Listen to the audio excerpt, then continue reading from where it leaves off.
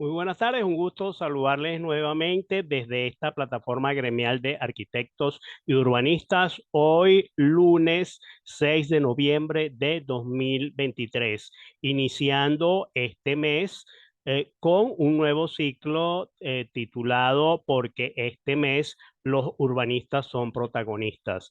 ¿Y por qué los urbanistas son protagonistas? Porque el 8 de este mes se celebra el Día Mundial del Urbanismo y tenemos el placer de tener con nosotros a una brillante urbanista egresada de la Simón Bolívar en el año 1986. Nos referimos a la profesora titular de la Universidad Simón Bolívar, Josefina Flores Díaz, que además es doctora cum laude en transporte y territorio de la Universidad Politécnica de Cataluña en España y es especialista en planificación y gestión urbana de la Universidad de Alcalá de Henares, también de España.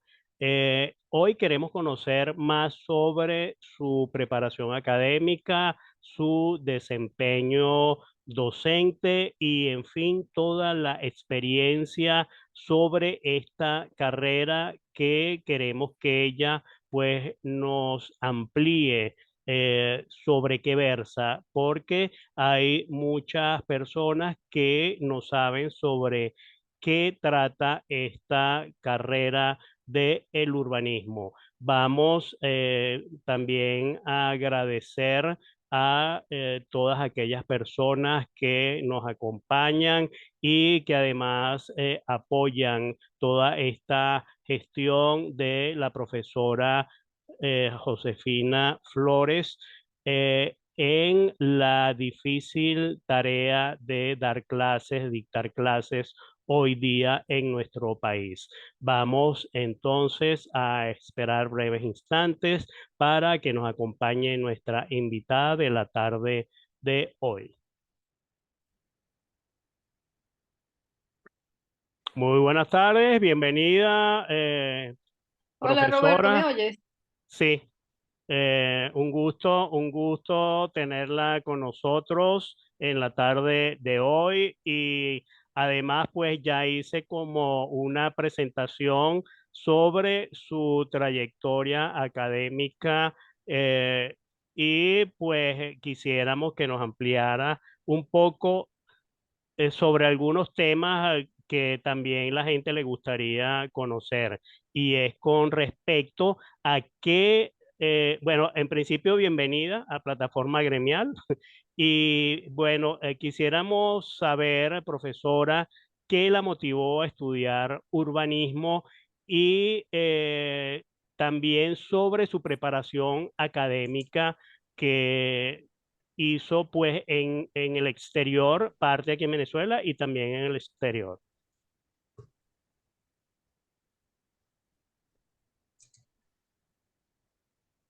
Sí, bueno, buenas tardes y ante todo muchísimas gracias por la invitación a estas charlas con diferentes urbanistas y gracias por, bueno, por reconocer nuestra labor y celebrarlo en este mes que ustedes han llamado el mes del urbanista, ¿no?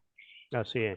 Bueno, cuando yo entré a la Universidad Simón Bolívar, que en ese momento yo estudiaba el ciclo básico común y luego del primer año teníamos la posibilidad de seleccionar la carrera, pero antes de entrar a la universidad yo ya sabía que yo quería estudiar urbanismo y quizás tenía que ver con mis inquietudes que, bueno, me interesaba mucho el área, bueno, todo lo que eran los contenidos espaciales que tenían que ver con arquitectura, algo de ingeniería.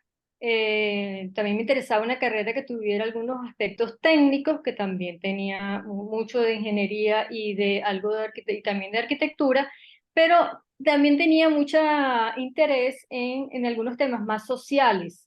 Entonces encontré que el urbanismo era una carrera que integraba distintos contenidos que a mí me parecían interesantes, además de mi interés por el orden, ¿no? Por esa condición personal de entender esa lógica de por qué las ciudades crecían de una forma o de otra y tenían distintas dinámicas, ¿no?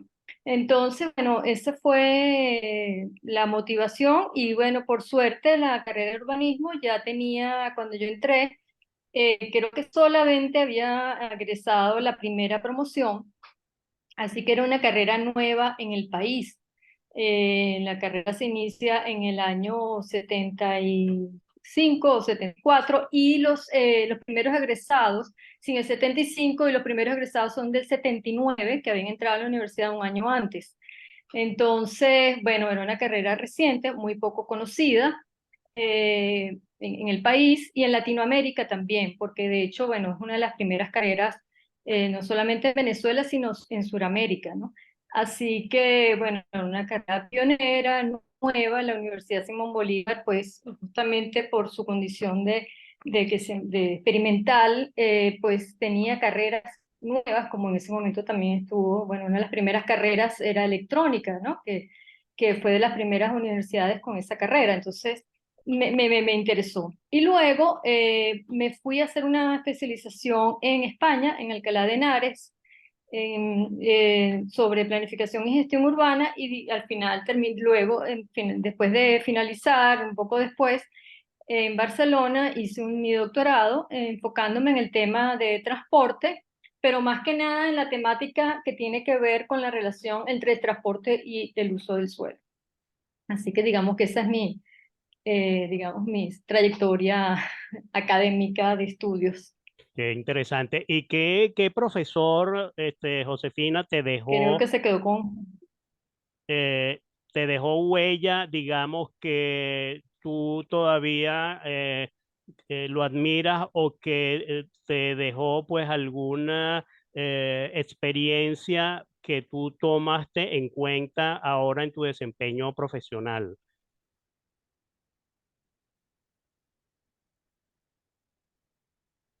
Bueno, fíjate que quizás hubo, bueno, diferentes profesores, o sea, creo que tuve la suerte de contar con, bueno, con una cantidad de profesores bueno, muchos de ellos eran originariamente arquitectos, otros de ingenieros, de distintas profesiones, sociólogos, que influyeron en mí, que realmente, digamos, no podría destacar solamente uno, pero bueno, uno en particular me interesó o que digamos que me influyó fue el profesor Alberto Morales Tocker.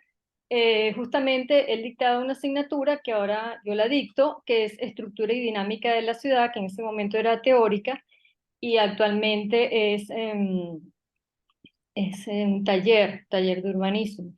También el profesor, por ejemplo, el profesor Tomás Storr, que es del área de transporte, y la verdad que todos tenían algo que me influenciaron, ¿no? Después también un profesor que creo que fue muy importante y que no era de la universidad, sino de la Universidad Central, que fue mi tutor cuando yo hice la pasantía en lo que era el Consejo Municipal del Distrito Sucre, el antiguo Distrito Sucre, que es el profesor Oscar Olinto Camacho, que fue mi tutor, y bueno, creo que él también fue una huella, ¿no? En el desarrollo en mi desarrollo profesional y sobre todo como académica, ¿no? Como profesora de la Universidad Simón Bolívar. Sí. Ahora bien, tú prácticamente te has dedicado a desempeño la labor docente en tu alma mater, la Universidad Simón Bolívar. Eh, Esa materia que estás dando, estructura urbana, porque fíjate tú, una de las cosas que nosotros queremos difundir a través de estas entrevistas y sobre todo con ustedes los urbanistas en este mes donde ustedes son los protagonistas, es que la gente conozca sobre qué versa el urbanismo. Porque, como te comenté, mucha gente cree que, bueno, ser urbanista es diseñar Ujú. urbanizaciones, o sea, diseñar las calles, las parcelas, la estructura parcelaria, donde se van a implantar las edificaciones, donde nosotros los arquitectos vamos a diseñar nuestros proyectos para su posterior implantación, su construcción. Entonces, esa materia de estructura urbana, quisiéramos más o menos que tú nos dieras una noción.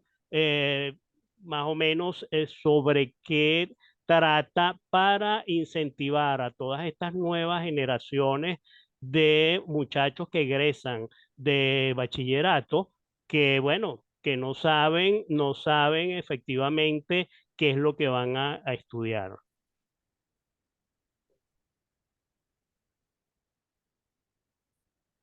Bueno, esa asignatura lo que pretende es entender la lógica de localización de las actividades urbanas. Tiene mucho de economía urbana, que justamente, bueno, también es una de las profesoras nuestra, que es economista, la profesora Liliana, influyó también bastante en ese interés mío.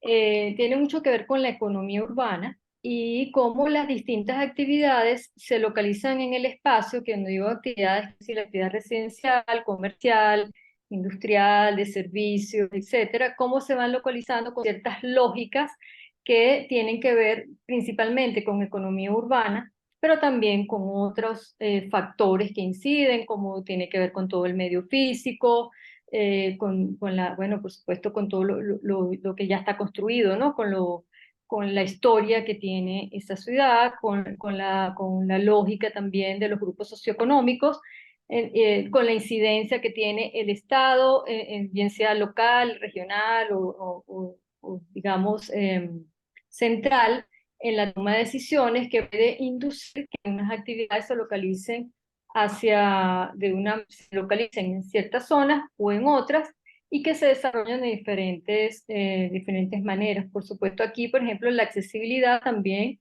es un factor muy relevante, o sea, todo lo que tiene que ver con el transporte es muy relevante en esa lógica de localización de las actividades, ¿no?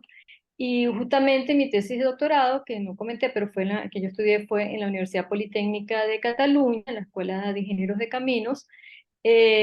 Justamente mi tesis era sobre esa temática, ¿no? Cómo la accesibilidad y otros atributos de las diferentes zonas residenciales inciden en la localización de los hogares, eh, digamos, y que tiene mucho que ver con esta asignatura.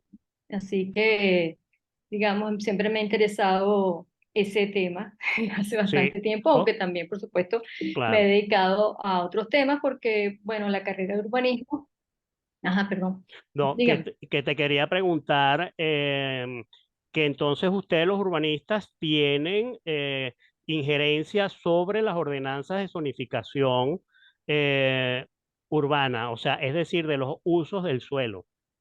O sea, ustedes, pues me imagino que con su experiencia pueden determinar Bueno, en, digamos que sí, ay, se cayó la señal. sí, más o menos. Ok, se cayó la señal como cosa rara para nuestros espectadores del exterior, pues eso es común aquí en nuestro país, en Venezuela. Probablemente es por efectos de las lluvias y bueno, crea, digamos, perturbación en las conexiones. No, que te estaba comentando, Josefina, que entonces los urbanistas tienen, digamos, su parte en lo que es toda la parte de zonificación de la ordenanza de las alcaldías en cuanto al uso de la tierra en determinada urbanización. Por ejemplo, cuál sería el sector educacional, cuál sería la parte, digamos, recreacional, donde irían los parques, etcétera, etcétera. O por lo menos eso debería ser en la parte de no solo del plan de desarrollo urbano local, sino también en esa parte de asesoría a las alcaldías.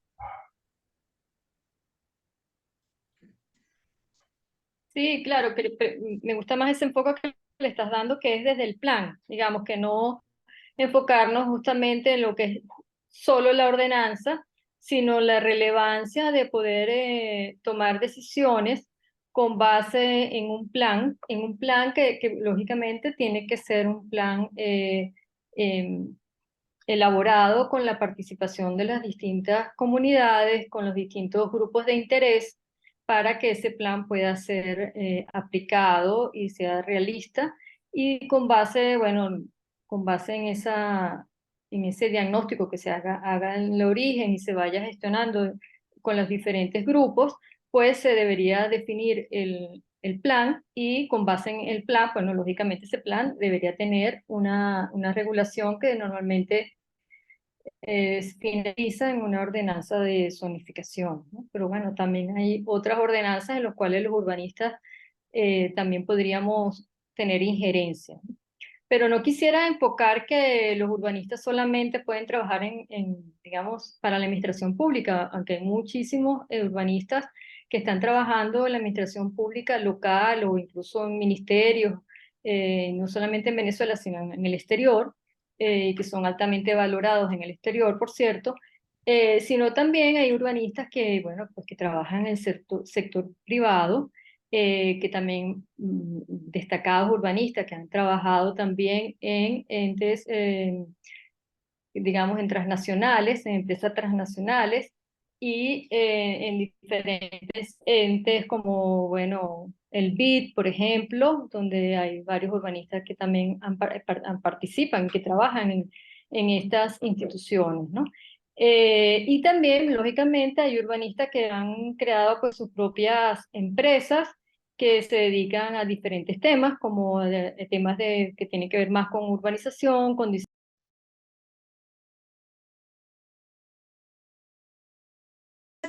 Este, Josefina, además que íbamos a intentar hablar, no te había podido dar la bienvenida porque yo me incorporé, ya habían iniciado, ¿no? Entonces,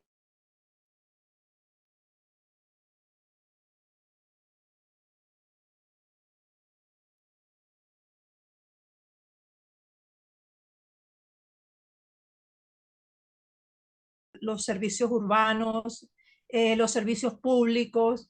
Entonces, y creo que tú también estás también trabajando mucho en ese tema de investigación, ¿no? La sostenibilidad. Sí, bueno, más que nada trabajo en movilidad sostenible, y bueno, en el tema de movilidad, bueno, creo que hay realmente muy buenos ejemplos en muchas ciudades europeas, por ejemplo, en algunas ciudades latinoamericanas, donde se ha promovido el uso de sistemas de transporte más sostenibles. Bueno, realmente la idea es darle sistemas que sean más sostenibles, como el transporte público, la movilidad no motorizada, darle prioridad y que sea atractiva para las personas comparativamente con los modos, por ejemplo, el automóvil, ¿no? O otros modos motorizados. Por supuesto, hay modos motorizados como los autobuses, los metros, que tienen que necesariamente existir, igual el automóvil también tiene que convivir, y lo importante es lograr ese equilibrio entre los diferentes modos de transporte, y que podamos, tengamos la opción de tener distintas modos, de disponer de distintas modalidades, y que bueno, el usuario pueda decidir la mejor modalidad en su momento, y que ésta sea suficientemente atractiva para no tener que utilizar modos que sean menos, como se dice ahora, amigables con el ambiente, ¿no? Bien sea el automóvil, o incluso, pues quizás decidir por modos no motorizados en comparación con, por ejemplo, el autobús, ¿no? Así que creo que en este caso, bueno, tienen que haber muchos acuerdos, tienen que haber incentivos, y tiene que haber de nuevo esa integración entre los distintos grupos de interés que permitan ponernos de acuerdo en el tipo de ciudad o en el tipo de movilidad que queremos para todos, ¿no? Entonces, bueno, si queremos una ciudad más sostenible económicamente, ambientalmente y socialmente, pues esto debe ser un acuerdo entre todos, ¿no? O sea, en esa ciudad que queremos, eh, pues cada grupo tiene sus intereses, pero debemos llegar a acuerdos para lograr un acuerdo común en el cual podamos optar por las mejores opciones, ¿ok? Pero siempre deben haber opciones y que las personas que tengan menores capacidad económica puedan también tener opciones de modos de transporte que sean atractivos y que sean también confortables. Ahora, lo que nosotros vemos, por ejemplo, en todas las grandes ciudades es que hay un transporte organizado. Por ejemplo, las ciudades más importantes, a las áreas del centro de la ciudad, tú las ves que se les permite solamente en algunas ciudades que pase el transporte público. Más el transporte privado no existe, al menos que tú vivas en ese sector y tendrías que pagar inclusive un poco más de impuestos por vivir en ese sector y poder transitar. Cuando uno va a algunos otros países, tú observas que también la vialidad de alguna manera está organizada, el paso para los vehículos, el paso para los peatones, para los ciclistas, y hay un respeto con relación a eso. Sin embargo, cuando tú ingresas a esta ciudad caraqueña, te encuentras donde una anarquía completa, una anarquía. El motorizado pasa, pero es que desde las autoridades utilizan las aceras que son para los peatones para pasar en las motos, y todavía si tú te atraviesas te insultan. Y si vas en el carro se comen las flechas, o sea, hay demasiada anarquía. Si a ti te tocara estar en una gestión de gobierno y organizar el transporte público en la ciudad de Caracas, ¿qué medidas tú tomarías particularmente para tratar de dar cierto orden? Josefina Bueno, Alcaldesa. la verdad que creo que una bueno, es que de nuevo yo creo que aquí el punto principal es poner de acuerdo a la gente, porque en Caracas el sistema de transporte público está muy atomizado, hay la oferta de transporte público está atomizada, con lo cual es difícil y lograr acuerdos, pero eso no quiere decir que sea imposible, porque por ejemplo el mismo Bogotá se logró hacer acuerdos con las distintas pequeñas empresas o con los distintas personas o grupos, ¿no? En el caso de Caracas, pues son organizaciones civiles, en muchos casos, en algunos también ahora tenemos empresas. Entonces, bueno, tiene que haber un acuerdo entre ellos, pero tiene que haber una decisión, una voluntad política realmente tiene que estar ahí, ¿no? Digamos, no hay posibilidad de hacer cambios sin voluntad política. Y eso creo que es algo relevante, ¿no? O sea, es algo relevante para que cualquier plan o cualquier toma de decisión se lleve a cabo. Es decir, que en el caso, si es un alcalde, pues el alcalde esté comprometido y tenga la voluntad de hacer cambios o sea, importantes, cambios estructurales para tomar esas decisiones. Y luego, lógicamente, hay muchos intereses que están involucrados, porque la ciudad es eso, es muchísimos grupos de interés que estamos ahí y que tienen intereses que son, digamos, opuestos. Entonces, bueno, la idea es justamente lograr que eso, que haya un interés común entre todos, que es ofrecer un sistema de transporte de mayor calidad. Y Claro. estamos observando como ahora en Caracas bueno, observamos ciertas empresas que se han dedicado a ofrecer un sistema de transporte un poco alternativo, que son empresas privadas y que ofrecen un sistema de mayor calidad que, claro, para las personas que están acostumbradas, realmente el transporte público, aquí el trayecto son 10 bolívares y ahí a lo mejor te cobran $1.40, ¿no? O sea que la diferencia es muy grande para los ingresos que tenemos, que tiene la mayor parte de la población, en este caso estamos hablando de Caracas, pues caraqueña. Entonces el Estado tiene que invertir, digamos, porque en el caso de Caracas o de las áreas metropolitanas no puede ser una alcaldía sola de un municipio, sino tiene que haber un acuerdo entre todas las alcaldías para que estos sistemas de transporte puedan ofrecer de forma mancomunada en toda el área metropolitana. No puede ser algo de un solo municipio, porque, bueno, sí, hay viajes que se realizan dentro de un municipio, pero hay otros viajes, la mayoría de los viajes pues se realizan entre diferentes municipios. Entonces, sí hace falta tener una mancomunidad que puede ser de distintas formas, no tiene que ser una sola autoridad, como se trató de hacer aquí en Caracas, que era la alcaldía metropolitana, puede ser una alcaldía metropolitana, pero puede ser mancomunidades que se ponen de acuerdo, los municipios se ponen de acuerdo para mejorar y modificar ese sistema de transporte de forma integral, no solamente transporte público, sino también favorecer el transporte no motorizado, que en Caracas, bueno, tenemos muchas pendientes en algunos sectores, pero hay otros sectores de todo el valle que tienen pendientes que permiten hacer viajes a pie o en bicicleta o, bueno, o en otros modos de transportes motorizados que ahora se están usando en otras ciudades, ¿no? Como lo que llaman los scooters, etcétera. Y, bueno, y organizar mejor el sistema, el automóvil, ¿no? Y por supuesto que aquí tiene que ver también toda una política de educación vial. Sin educación vial, o sea, digamos que creo que es integral, o sea, no es un solo componente, sino que tiene que ser integral, que, bueno, la formación de los ciudadanos, y bueno, creo que el metro de Caracas en sus inicios era un buen ejemplo, fue un buen ejemplo de cómo pudieron modificar el comportamiento de los usuarios del sistema de transporte público dentro del metro. Y bueno, creo que nosotros podemos recordar como Sí, decíamos que en el metro no, la gente era otro caraqueño, ¿no? Que no teníamos un Sí, comportamiento diferente en el metro que en la superficie. ¿Y por qué? Bueno, porque primero estaban ofreciendo un sistema de calidad.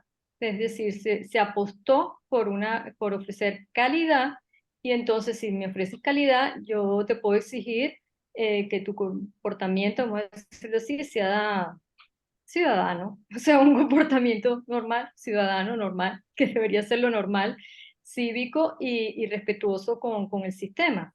Entonces, bueno, en ese caso también había vigilancia, ¿no? Así que, bueno, eso también lo podemos ver, lo podemos pensar también en los otros sistemas de transporte, ¿no? Y de claro. nuevo, aquí la planificación es importante, la planificación y la voluntad política. Creo que hay muchos profesionales capacitados en Caracas, en el país, no solamente en Caracas, ¿no? Estamos hablando de Caracas porque dimos el ejemplo de Caracas, pero muchos profesionales muy capacitados que pueden participar en los planes. Estos planes, de nuevo, tienen que ser interdisciplinarios y tienen que contar con el apoyo y con la voluntad de los alcaldes y las diferentes autoridades municipales, regionales, áreas metropolitanas, etc. Sí, efectivamente es una campaña educativa y también que la autoridad haga valer, pues, que se respete la ley, porque es algo muy sencillo. O sea, con lo que tenemos nosotros simplemente, el caso del Metro de Caracas, efectivamente la conducta de la gente era otra. Actualmente, pues, ha variado por las condiciones también de falta de mantenimiento en muchas estaciones, pero es una campaña educativa y de autoridad. Por otra parte, profesora, hay, viendo en la síntesis Déjame curricular, agregar algo, ok, creo que es algo importante también, disculpa que te interrumpa, ¿no? no, Que tranquilo, creo que no podemos dejar de decir que, o sea, que tiene que haber inversión. O sea, no podemos tener un sistema de transporte de calidad si no hay inversión. Tiene que haber una correcto. inversión en los diferentes sistemas de transporte, ¿no? Y por supuesto también en el espacio público para que en el espacio, para que sea posible integrar los diferentes sistemas de transporte en el espacio público, ¿no? O sea, creo Correcto, claro. que no se nos vaya a olvidar, o sea, que no Claro, nos vayamos y a yo, creer sí, y que yo es solamente con la agregaría, voluntad política o con sí, la formación del... sí, y yo agregaría además el tema del mantenimiento. Nosotros siempre hemos adolecido del mantenimiento preventivo, o sea, siempre nos vamos al correctivo una vez que ya las instalaciones están prácticamente deterioradas, entonces eso por supuesto aumenta el costo de la de la inversión, del rescate de esas instalaciones y bueno, de una inversión para mejorar todo lo que es el sistema de transporte, servicios públicos, etcétera. Bueno, aquí nos está informando Zoom que nos quedan 9 minutos, pero nos podremos reconectar a una segunda parte a través del mismo enlace. Hay algo que me llamó la atención, Josefina, y es que, bueno, toda esa vocación tuya por la docencia, que además has pasado por distintos cargos dentro de la Universidad Simón Bolívar y hasta has sido decano de la carrera de urbanismo, pero es que además has tenido en tus manos la responsabilidad o el compromiso de más de 40 alumnos que ahora pues ya son egresados, o sea, has sido la tutora de todos estos jóvenes talentos que nosotros hemos tenido, además la suerte de entrevistar a algunos y de exponer sus mejores trabajos de grado en el Museo Nacional de Arquitectura. Y una de las cosas que nos ha llamado poderosamente la atención es su preocupación por los temas de sostenibilidad de los recursos hídricos, del tema de los residuos sólidos, o sea, todo este tema para lograr una mejor calidad de vida y tú has sido una de las promotoras, digamos, uno de esos motores que a ellos les ha inculcado esos temas que son pues ahora muy importantes para la planificación de nuestras ciudades.